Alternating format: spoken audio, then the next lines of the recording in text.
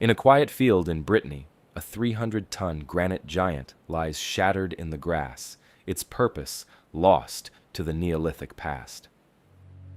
High in the Andes, stone blocks are cut with such precision they resemble modular parts from a modern industrial site. And in a remote Saudi oasis, a massive sandstone monolith stands cleanly split in two, as if divided by a single deliberate cut.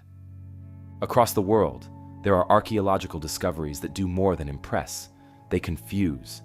Some are so massive, so precisely shaped, or so unconventional that they seem to exceed the abilities of the civilizations we believe built them. These are not legends or speculation. They are real, measurable structures that have been studied for decades. Yet in many cases, the explanations for how they were carved, moved, or assembled remain incomplete. In this video, we are examining 7 of these unresolved mysteries. From temples carved directly out of mountains to colossal stones hidden inside ancient burial sites, we will break down what was built, what tools were supposedly used, and why the engineering still raises serious questions. And once you see the evidence laid out, it becomes clear why no explanation fully satisfies. So if that sounds interesting, settle in as we dive into these archaeological mysteries.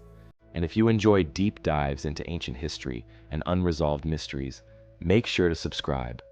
We release new videos every single week. Now, without further ado, let's get started.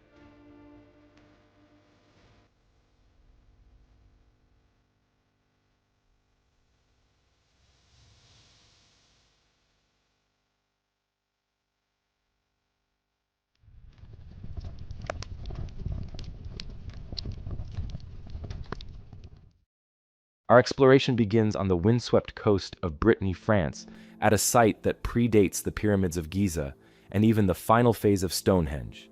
Here, amidst the salt air and rolling green fields of Lac Maria-Quer, lies the shattered remains of a monument that once dominated the Neolithic skyline. Known as the Grand Menhir Brisé, or the Great Broken Menhir, it consists of 4 massive fragments of granite resting in a line. When these pieces were a single, upright pillar, the stone stood over 20 meters tall, roughly the height of a 6-story building. The scale of this stone is difficult to wrap the head around when considering the era in which it was erected. Created around 4,700 BC, this single block of granite weighs an estimated 330 tons. To put that into perspective, it is heavier than 2 blue whales, or a fully loaded Boeing 747. The people who handled this stone lived in small tribal communities and worked with tools made of bone, wood, and harder varieties of stone. They had no access to metal pulleys, steel cables, or even the wheel. Yet they successfully quarried, transported, and raised this titan into a vertical position, where it likely served as a landmark visible for miles across the Morbihan Gulf. The history of the Great Menhir is not just a story of its construction, but of its deliberate destruction. For a long time, it was believed that a lightning strike or a powerful earthquake had toppled the monument. However, modern archaeological investigations, specifically those associated with the Lac Maria-Quer project, suggest a more human cause. The evidence indicates that the stone was intentionally pulled down and broken just a few centuries after it was raised. It wasn't an act of random vandalism, but a systematic dismantling. The fragments were left where they fell, but other nearby menhirs from the same period were broken up and repurposed as massive capstones for local passage graves, such as the nearby Gavrini and Table des Marchands. This leads us to the primary mystery of Lac Maria-Quer, the logistics of the journey. Geological analysis has confirmed that the granite used for the Great Menhir is not local to the immediate site. The stone was quarried from a rocky outcrop several kilometers away. This means that a Neolithic workforce had to drag a 330-ton mass across a landscape of uneven soil and marshes. Without the wheel, the most likely method would have involved a massive wooden sledge moving over a track of lubricated rollers. Calculations suggest that such a task would require a coordinated effort of several hundred, if not over 1,000, individuals working in perfect unison. The physical effort required to simply keep the stone moving is one thing, but the engineering required to raise it is another. To stand a 20-meter stone upright, the builders would have had to dig a deep foundation pit and use a complex system of levers and earthen ramps. As the stone was tilted upward, the weight bearing down on the pivot point would have been immense. A single mistake in the angle or the strength of the timber supports would have resulted in the stone snapping or crushing the workers below. The fact that they succeeded speaks to a level of practical geometry and physics that we are still trying to fully map out. Recent studies by the Lochmariacker project have provided more context by looking at what surrounded the Great Menhir. It was not a solitary monument, but the largest piece of a massive alignment of 19 menhirs that once stood in a line. Excavations have uncovered the empty sockets where these other stones once stood, revealing a monumental landscape that functioned as a ceremonial center for the region. The project utilized low-altitude photography and ground-penetrating radar to confirm that the entire site was designed with a specific astronomical or territorial alignment in mind. The mystery deepens when we ask why a society would invest such an unthinkable amount of labor into a monument only to tear it down a few generations later. Some archaeologists suggest a shift in religious or political power. As the era of the Great Standing Stones gave way to the era of the Passage Graves, the old monuments were essentially decommissioned. The Great Menhir was too large to be fully repurposed, so it was left as a broken relic of a previous age. The precision with which it was felled, aimed to fall in a specific direction, further supports the idea of a controlled, ritualistic dismantling. The remnants of the Great Menhir today provide a physical measure of Neolithic technical capability. They indicate that the logistics required to transport and erect massive stone weights were understood and utilized extremely early in human development. The site at Lochmariacker stands as evidence that large-scale engineering was already established nearly 7,000 years ago, functioning effectively with a toolkit limited to stone, wood, and bone. As we leave the fractured granite of France, we move from the open fields of the Neolithic to the crowded, ancient streets of the Middle East. Our next stop takes us beneath the modern surface of Jerusalem, where a single stone rests in the foundations of the Temple Mount. While it isn't as tall as the Great Menhir, its weight and the precision of its placement present a completely different kind of mechanical puzzle. As we investigate the megalithic feats of the past, it often feels like we are searching for a lost manual for civilization. I've recently found something that bridges that gap perfectly, and I wanted to share it with you. For the first time on this channel, I've decided to take on a sponsor, but I only agreed to this because it's a project called The Book that I've personally found fascinating and genuinely believe you'll love. The book is a massive 400-page illustrated encyclopedia that functions as a practical survival guide for rebuilding civilization from the ground up. It offers a step-by-step breakdown of humankind's greatest inventions, covering everything from food production and water purification to how ancient societies were built. What I love most is the unique aesthetic.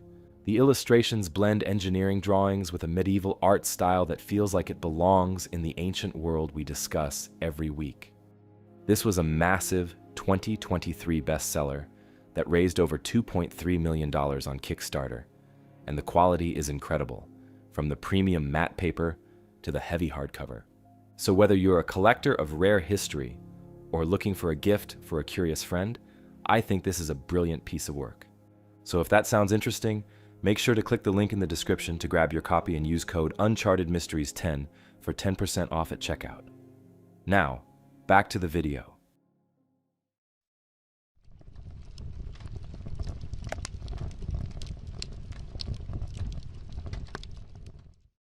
To understand the sheer scale of the next monolith on our list, we have to leave the open landscapes of Europe and descend into the torch-lit, subterranean corridors running alongside the foundations of the Temple Mount in Jerusalem. Deep within the Western Wall tunnel, far beneath the modern street level, sits a limestone block that remains one of the largest objects ever moved by human hands in the ancient Near East. This is the Western Stone, a gargantuan piece of masonry that has remained in its original position for over 2,000 years. The stone was placed during a period of massive architectural expansion in the late 1st century BC, an era when the city was being transformed into one of the most monumental urban centers in the Roman world. While many of the blocks in the retaining wall are impressive, the western stone belongs to a specific layer known as the master course. This was a single horizontal row of enormous blocks designed to act as a structural anchor. By placing these massive weights at a specific height in the wall, the engineers created a dense center of gravity that countered the immense lateral pressure of the earth and debris being filled in behind the structure. The dimensions of the western stone are staggering when encountered in person. It measures roughly 13.5 meters in length and over 3 meters in height, with a depth that extends nearly 4 meters into the wall. Modern geological estimates place its weight at approximately 517 metric tons. For perspective, this single block is heavier than 2 fully loaded Boeing 747s. It is difficult to overstate the logistical challenge this represented for a pre-industrial society, as the stone had to be quarried, transported, and positioned with a margin of error that left almost no room for correction. The engineering of the stone is defined by a technique called dry stacking.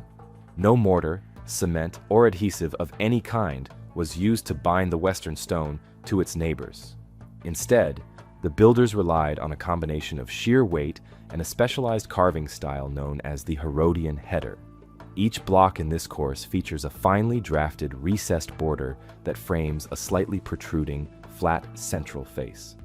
This wasn't purely a decorative choice. The perfectly square edges allowed the stones to sit flush against each other with such accuracy that the joints are often thinner than a human hair. Over time, the weight of the stones above has essentially pressed these blocks together into a single, unified structural mass.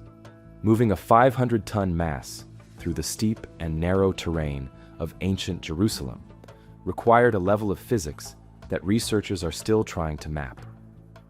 The limestone was sourced from a quarry located several hundred meters away, but the path from the quarry to the wall involved navigating the Tyropoion Valley. This was not a flat or direct route. The laborers would have had to guide the stone across a landscape of varying elevations, where any loss of control on a downward slope would have resulted in the stone becoming an unstoppable force. The primary theory involves the use of massive wooden sleds moving over a track of lubricated rollers. But even this method requires an immense level of synchronization from hundreds of workers simultaneously.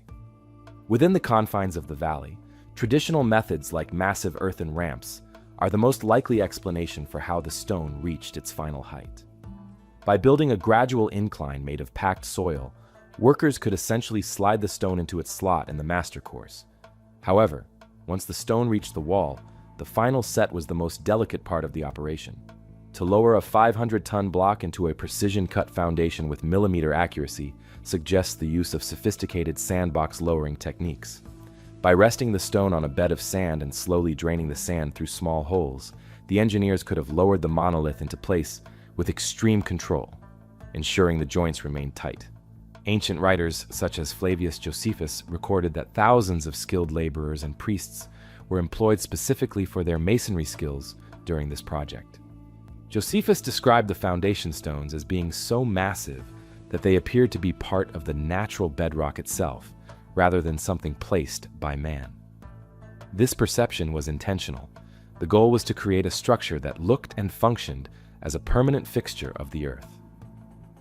The fact that the Western stone has survived multiple sieges, massive fires, and powerful earthquakes without shifting a fraction of an inch shows that their calculations regarding mass and friction were fundamentally sound.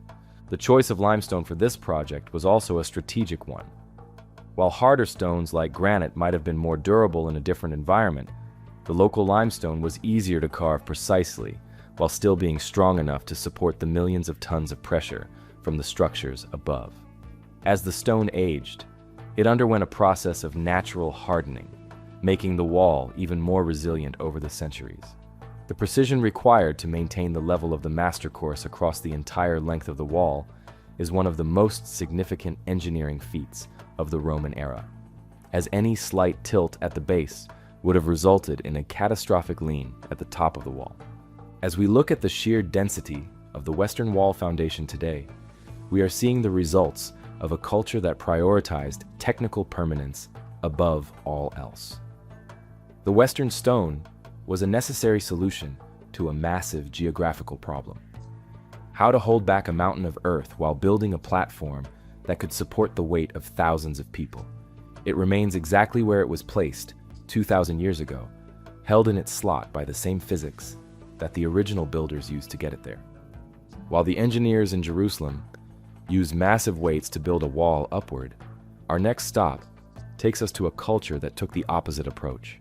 Instead of moving stones to a site, they moved the earth away from the stone, carving a world-class architectural wonder out of a single, solid mountain.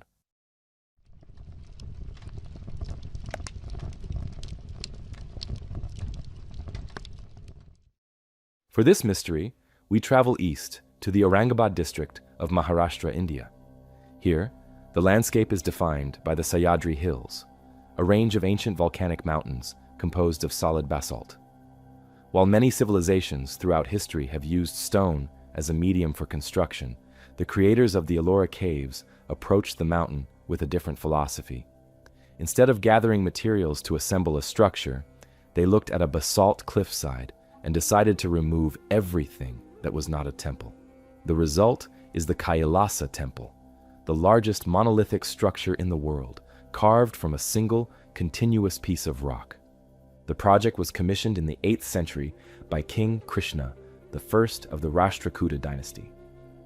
According to local legend, the king fell dangerously ill, and his queen prayed for his recovery, vowing to build a temple and fast until she could see its shikara, or roof finial. To fulfill this vow quickly, the architects proposed a radical method. They would start at the very top of the mountain and carve downward. This allowed the queen to see the summit of the temple within days, rather than waiting years for a traditional building to rise from the ground. While the legend adds a layer of cultural color, the physical reality of the site confirms that the top-down method was indeed the strategy used for this massive undertaking. The sheer scale of the excavation is difficult to visualize without looking at the volume of material displaced. Builders had to cut 3 deep trenches into the basalt cliff to isolate a massive rectangular block of stone. From this central block, they began the painstaking process of carving out the intricate details of the temple complex. It is estimated that over 200,000 tons of volcanic rock were removed to create the courtyards, the central shrine, and the surrounding galleries. Unlike a traditional building where a mistake can be corrected by replacing a block, every cut made at Kailasa was permanent. There was no room for error, as the entire complex is part of the original mountain. The engineering logic required for vertical excavation is fundamentally different from standard architecture. Because the work progressed from the top toward the base, the builders had to have a complete 3-dimensional map of the finished temple in their minds before the first strike of a chisel. They had to account for the structural integrity of the basalt as they went deeper, ensuring that the massive weight of the upper stories and the heavy stone roof remained supported by columns that were being carved out of the lower levels. They were essentially engineering the support system, while simultaneously creating the decorative elements, all while working in a confined space within the heart of the cliff. One of the most significant mysteries surrounding the Kailasa temple is the timeline of its construction. Historical records and the sheer complexity of the carvings suggest that the main structure was completed in approximately 18 to 20 years. This timeline has puzzled modern engineers and archaeologists alike. If we calculate the amount of stone removed over that period, it would mean that the workers were extracting roughly 60 tons of rock every single day, working around the clock. This pace involves not just the carving itself, but the logistical challenge of moving that much debris out of the trenches and away from the site, using only manual labor and basic tools. Even with modern machinery and power tools, duplicating the precision and speed of the Kailasa excavation would be a formidable task. The basalt rock is notoriously hard and brittle, requiring constant sharpening of iron chisels. Furthermore, the temple is not a hollow shell. It is filled with life-size sculptures of elephants, intricate friezes depicting ancient epics, and complex drainage systems that are all part of the monolithic stone. The builders even carved internal bridges that connect different parts of the temple complex, all without the use of scaffolding, as they simply used the uncarved rock beneath them as a natural platform as they worked their way down. The structural precision extends to the interior of the temple as well. To create the inner sanctum and the various halls, the masons had to tunnel into the center of the isolated stone block. They managed to maintain perfect symmetry and floor levels across vast distances, all while working by the light of oil lamps or reflected sunlight. They also had to plan for the monsoon season, carving a sophisticated network of rainwater channels and storage tanks into the rock to prevent the temple courtyards from flooding.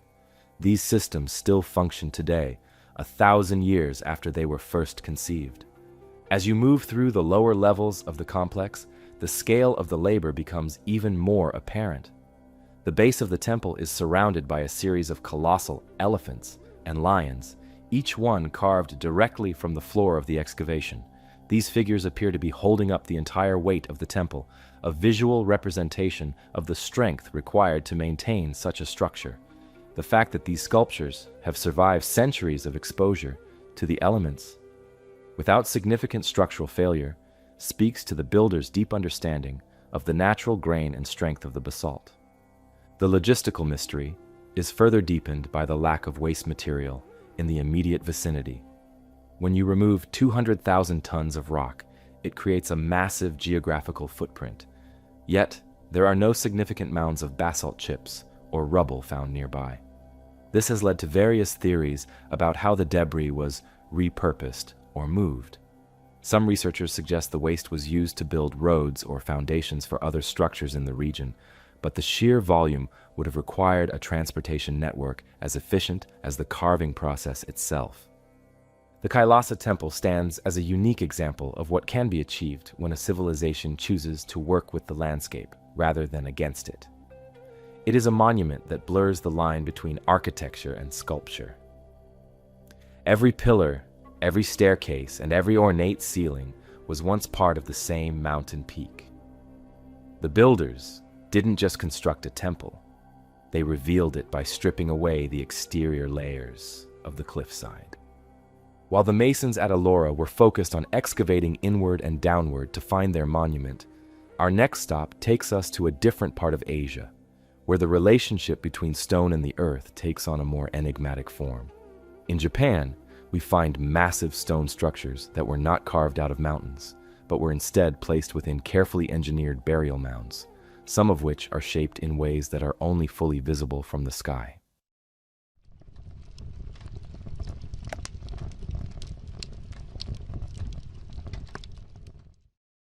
In the heart of the Japanese archipelago, the landscape is defined by thousands of massive earthworks known as kofun. These monumental burial mounds, constructed between the 3rd and 7th centuries, represent an era of immense social organization and engineering capability. The most recognizable of these structures are the keyhole-shaped mounds, or zenpokoen-fun, which feature a circular burial chamber at one end and a broad trapezoidal front at the other. From the ground, they appear as forested hills, but from the air, their geometric precision becomes clear, revealing a culture obsessed with symmetrical design on a massive scale. To build a monument like the Daisen Kofun in Sakai, which stretches nearly 500 meters in length, ancient engineers had to coordinate a workforce capable of moving an estimated 2.7 million cubic meters of earth.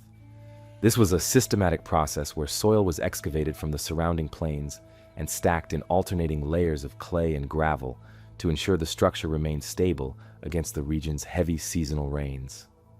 This period marked the emergence of the first unified Japanese state, and the scale of these tombs served as a physical manifestation of that new, centralized power. Historical records from the Nihon Shoki, an 8th century chronicle, describe how thousands of workers were conscripted from across the provinces to labor on these imperial projects. By bringing disparate groups together for a single, massive engineering goal, the central government established a unified bureaucracy through the very act of construction. To prevent these massive earthworks from washing away, the entire surface of the mound was typically covered in millions of fukiishi, or paving stones. These stones were gathered from nearby riverbeds and carried to the site to create a protective stone skin over the soil. Specific sites like the Goshikizuka Kofun in Kobe offer a rare look at what these mounds originally looked like before they were covered in trees. This site has been meticulously restored with over 2 million fukiishi stones, revealing the stark, white stone appearance that would have made these mounds visible for miles across the landscape. While the earthworks themselves are massive, the internal megalithic mystery is found within the core of these mounds. To protect the deceased and their possessions, builders constructed burial chambers using enormous blocks of granite and tuff. One of the most striking examples is the Ishibutai Kofun in Asuka, where the earthen mound has eroded away over centuries to expose a stone chamber composed of 30 individual blocks. The largest of these stones, which serves as the ceiling, weighs approximately 77 tons. Transporting and positioning a block of this weight within the cramped, subterranean confines of a tomb required a sophisticated mastery of levers and wooden rollers. The engineers had to calculate the load-bearing capacity of the vertical wall stones to ensure they wouldn't buckle under the pressure of the ceiling slabs and the thousands of tons of earth piled on top. Along the terraces of these mounds, thousands of terracotta cylinders and sculptures, known as haniwa, were arranged in rows. These figures, ranging from simple shapes to detailed warriors, horses, and houses, served a dual purpose. While they acted as ritual boundaries, they also provided a practical engineering benefit. By being partially buried in rows along the edges of the terraces, the cylindrical haniwa acted as small retaining stakes that helped to further stabilize the soil. Recent excavations at the Kondo Maruyama site have uncovered the remains of the specialized workshops where these haniwa were fired. These industrial-scale kilns prove that the construction of a kofun was supported by a massive supply chain, producing tens of thousands of terracotta pieces that had to be transported across the region. The precision of the kofun geometry presents an enduring mystery, as the perfect keyhole shape is only truly discernible from a significant height. This suggests the builders utilized advanced surveying techniques to maintain the correct proportions over hundreds of meters of uneven ground.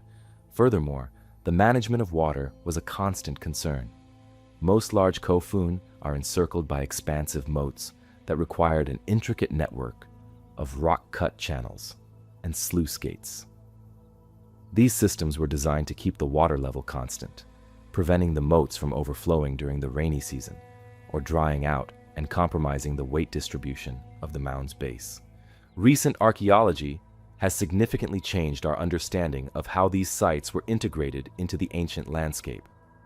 Using LiDAR mapping across the Mozu Furuichi Kofun group, researchers have been able to see through the dense forest canopy that now covers these tombs. These high-resolution scans have uncovered smaller, previously hidden mounds and secondary structures that were once part of a larger coordinated urban plan. The LiDAR data shows that the keyhole shapes were aligned with mathematical precision to both the cardinal directions and specific geological features in the distance. This technology reveals a landscape that was once a meticulously planned map of stone and earth, where every mound was positioned according to a strict geometric logic. Another significant location is the Tsukuriyama Kofun in Okayama, which remains one of the largest mounds in Japan that visitors are still permitted to climb. Unlike the Imperial Daisen Kofun, which is strictly protected as a royal sanctuary, Tsukuriyama allows researchers to examine the physical layering of the earth and the specific placement of haniwa fragments in their original context. The coordination required to manage the moats, the kilns, and the stone hauling crews suggests a society with a deep understanding of civil engineering and resource management. The Kofun remain as the earliest evidence of the region's ability to organize labor and material on an industrial scale, leaving behind landmarks that have survived the shift from ancient kingdoms to the modern world.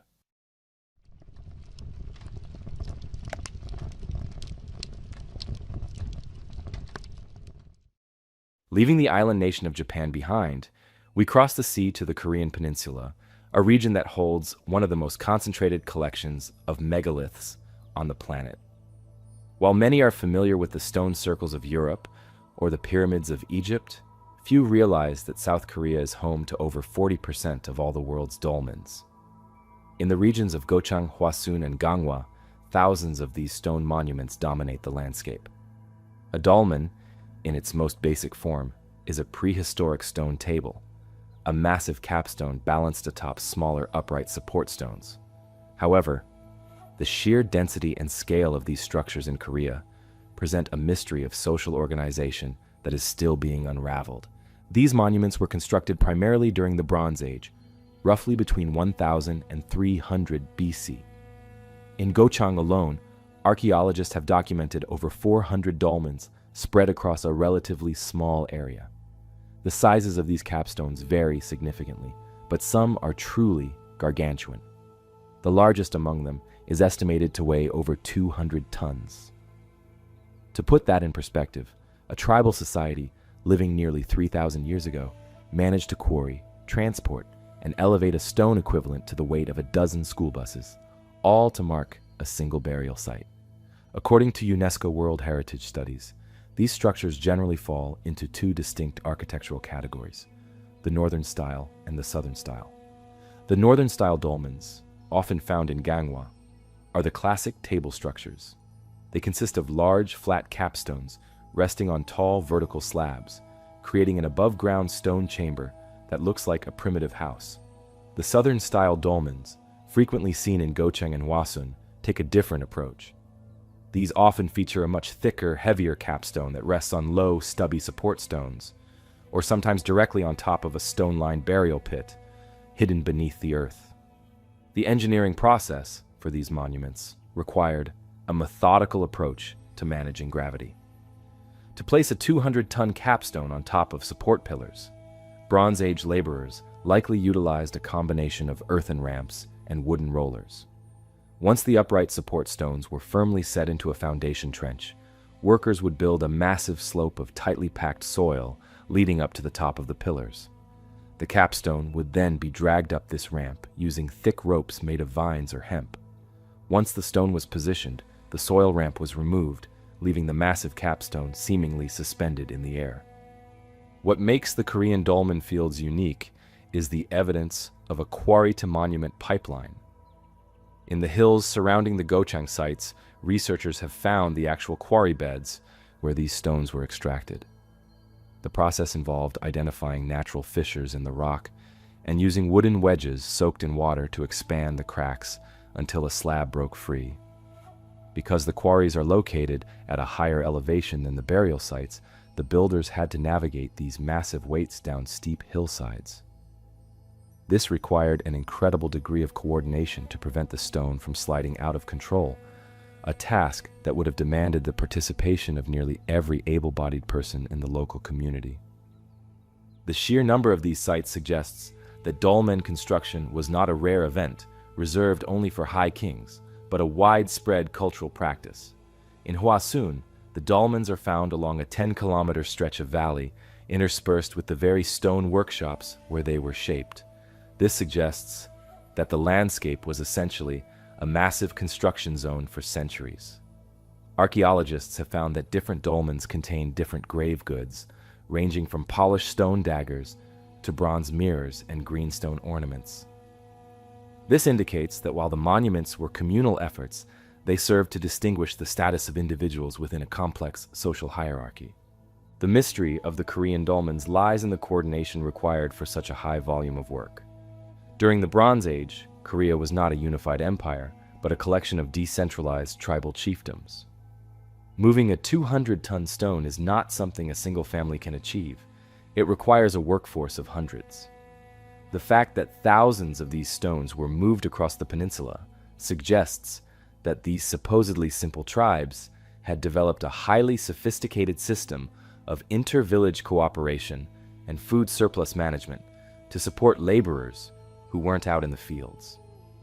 Furthermore, the placement of the dolmens often follows the natural contours of the mountain ridges or the flow of the rivers.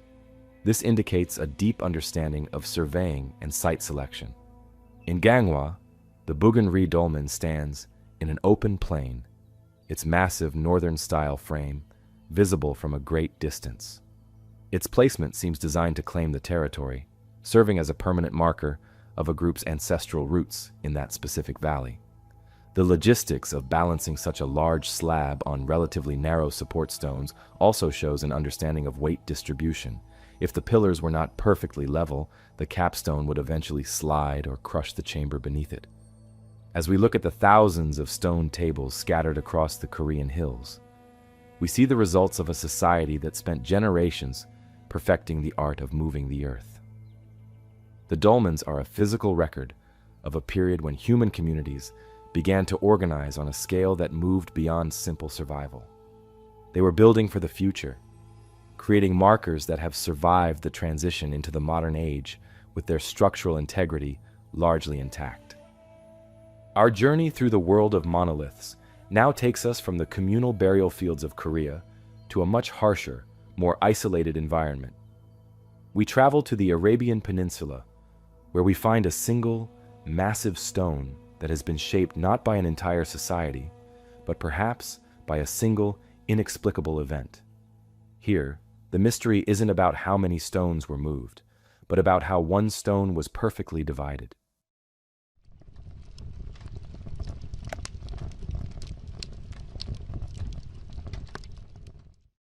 Sunlight crests over the dunes of the Tema Oasis in northwestern Saudi Arabia, striking a formation that seems to challenge the very physics of the desert.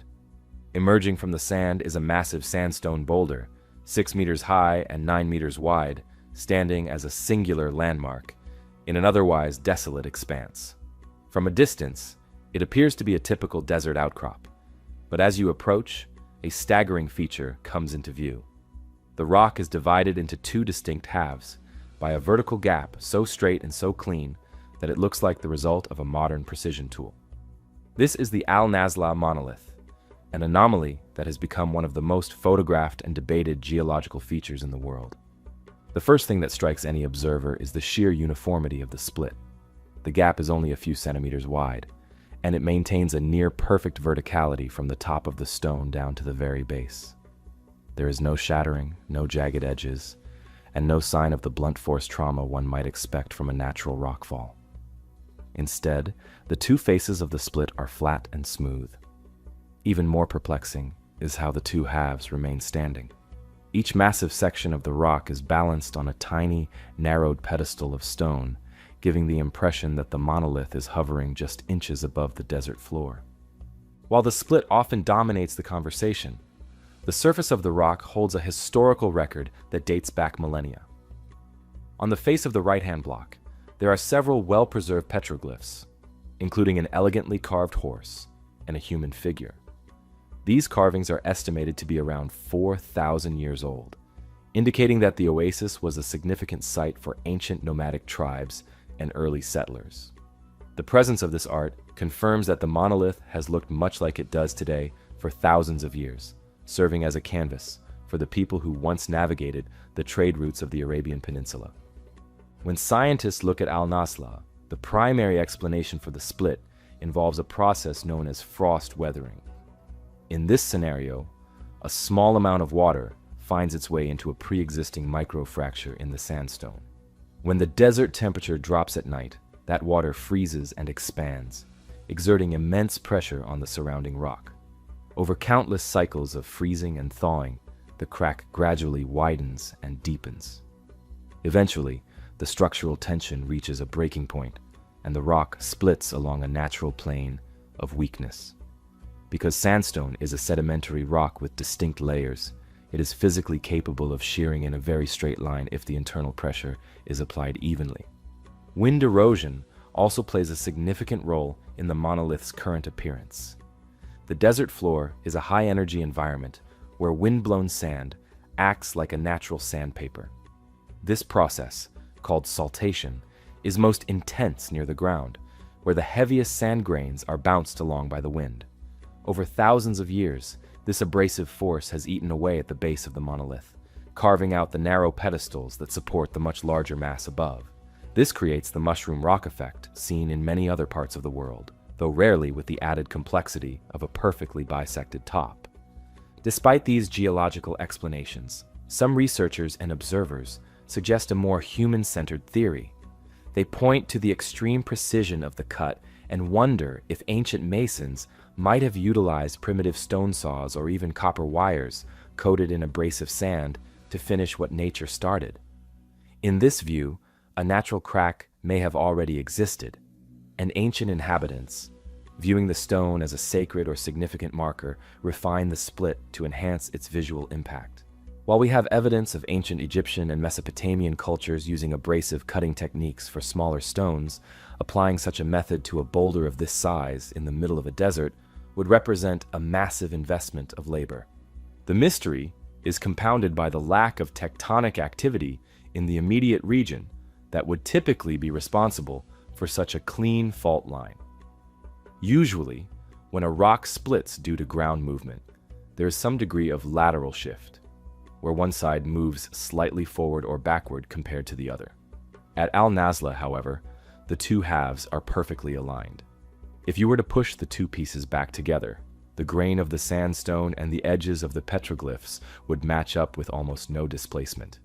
This suggests that whatever caused the split happened with incredible stability, allowing the rock to divide without toppling or shifting. The Tema Oasis itself provides context for why such a monument would be significant. Historically, Tema was a vital stop on the incense route, a network of land and sea trading paths that linked the Mediterranean world with eastern and southern sources of incense, spices, and silk. It was even the residence of the Babylonian king Nabonidus for a decade in the 6th century BC. A culture capable of hosting a displaced king and managing complex trade logistics would certainly have the curiosity and the tools to interact with a geological landmark like Al-Nazla. The balance of the stone is a masterclass in natural equilibrium. If the pedestals were to weather away by just a few more inches, the center of gravity for each block would likely shift, causing the entire formation to collapse. For now, the monolith remains in a state of arrested decay. The sandstone is hard enough to resist the wind for centuries at a time, but soft enough to be shaped by the very elements that will eventually destroy it. Whether the Al-Nazla monolith is a pure fluke of geological forces or a collaborative effort between nature and ancient hands, it serves as a reminder of how much we are still learning about the behavior of stone over vast periods of time. It stands as a silent sentinel in the Saudi desert, a perfect vertical line drawn in a landscape of shifting curves. As we leave the sands of Arabia, we travel to the high altiplano of the Andes. Our final stop takes us to a site where the mystery of precision moves from a single split in a rock to a complex, modular city of stone. Here, the engineering isn't just about a clean cut, it's about a level of geometric accuracy that appears to belong to a different age entirely.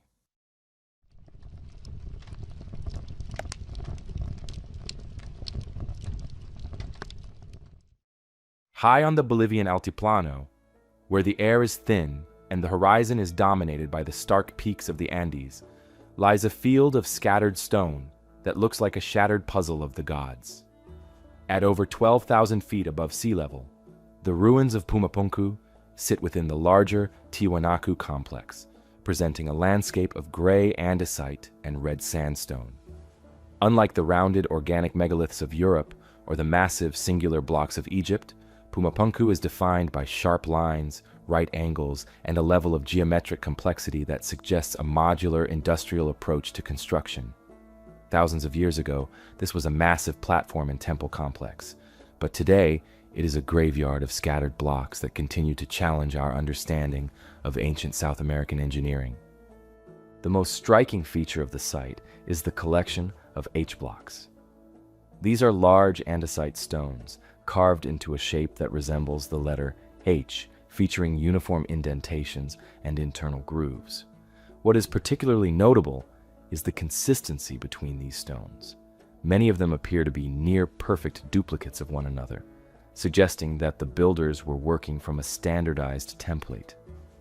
The surfaces are exceptionally flat, and the interior corners are cut with a sharpness that makes the stone look as if it were machined, rather than chipped away with handheld tools. This modularity implies that the temple was designed to be assembled like a massive set of interlocking pieces held together by their own weight and precision-cut joints. For years, the extreme accuracy of these stones led to various theories about their origin, including the idea that the Tiwanaku culture might have used a form of ancient concrete, or poured geopolymer. However, recent mineralogical studies have clarified this point. Petrographic analysis of the stone shows that the andesite and sandstone are entirely natural, containing the same crystal structures and mineral compositions as the nearby quarries. This confirms that these were not poured in a liquid state, but were instead carved from solid rock. The builders were essentially performing a massive feat of subtractive sculpture, removing hard volcanic stone with incredible control to achieve the flush joints and right angles seen across the site. The logistics of building at this altitude present a significant physical puzzle. The red sandstone blocks, some of which weigh over 130 tons, were sourced from a quarry nearly 10 miles away. The heavier andesite stones came from a site across Lake Titicaca, requiring transport over water and then across rugged, treeless terrain. At 12,000 feet, the lack of oxygen makes heavy manual labor grueling, and the lack of large trees in the high-altitude environment means that the wooden rollers commonly used in other ancient cultures were not readily available. Researchers suggest that the Tiwanaku likely used a combination of llama hair ropes and stone-paved ramps, utilizing the sheer manpower of a highly organized society that had mastered the art of moving mass in a low-oxygen environment. One of the more subtle anomalies found at Pumapunku is the surface texture of specific blocks. Some of the andesite features a remarkably smooth, almost glassy finish that has been described as vitrified. This has led to questions about what kind of environmental or mechanical factors could have caused such a change in the stone's surface. While some theorize that a high-heat event might be responsible, many geologists point toward the use of extremely fine abrasives. By using sand with a high silica content and water, the masons could have polished the stone for months, eventually creating a surface so smooth that it reflects light like a mirror. This level of finish would have served to highlight the perfection of the joints, making the transitions between blocks almost invisible to the naked eye. The layout of the temple itself reflects a deep understanding of structural stability. The foundations were composed of massive sandstone slabs that provided a level base for the more intricate andesite structures above. Within these blocks, archaeologists have found T-shaped grooves that were once filled with bronze or copper clamps. These metal staples were poured in a molten state directly into the stone, cold welding the massive blocks together. This provided the structure with a level of seismic resistance, allowing it to withstand the frequent earthquakes common to the Andean region. While the site is now in a state of ruin, the remaining fragments tell a story of a civilization that viewed stone as a flexible, modular medium. The Tiwanaku didn't just stack rocks. They engineered a system of architecture that relied on mathematical repetition. Every groove and every socket was designed to receive a corresponding part, creating a unified whole that functioned with the precision of a clockwork mechanism. As we look across the scattered ruins of Pumapunku, we are seeing the remnants of a project that was likely intended to last for millennia. The stones were cut with a foresight that accounted for weight, pressure, and the shifting of the earth. Even in their fractured state, they remain as a testament to what can be achieved when a society dedicates its collective energy to the pursuit of structural perfection. This journey through the world's most significant monoliths has taken us from the fields of France to the high peaks of the Andes. We have seen stones that were moved across valleys, carved out of mountains, and split with the precision of a modern blade. Each site tells a different story of how human beings have used the most permanent material on Earth to mark their place in history, leaving behind puzzles that we are still working to solve. Now it's your turn. Let us know which of these sites were your favorite, and if there's any we missed that you want to see included next time. Thanks for watching, and as always, until next time, stay curious.